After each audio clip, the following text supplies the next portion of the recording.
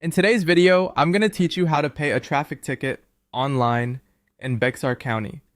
We'll go through the process from the county website all the way to the payment stage so you can follow along calmly and complete it without confusion. If you have your ticket details or driver's license information nearby, that can help make the process quicker. To begin, open your web browser and go to the official Bexar County website at bexar.org. Once the homepage loads, take a moment to look over the page layout. You'll be looking toward the right-hand side of the screen for the payment-related options.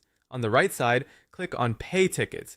This will take you to the Traffic Tickets section, where the county provides options and information for handling ticket payments online. If the page takes a second to load, just wait for it to fully appear before continuing. From there, click on Make Payments. This should open the online payment portal used for traffic-related transactions. This is the page where you'll begin searching for your case or citation so you can move forward with payment. Once you're in the portal, the next thing you need to do is select a search type. This step is important because it tells the system how you want to look up your ticket. You may see different search options available depending on the portal.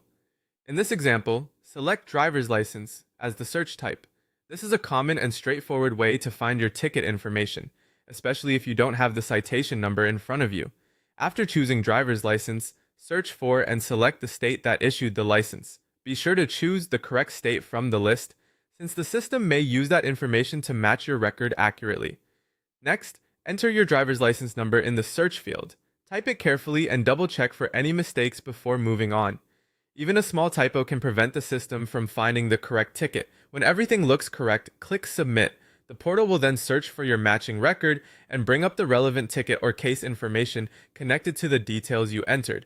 After that, you'll move into the payment process. At this stage, review the ticket information shown on the screen and follow the prompts provided by the portal to continue.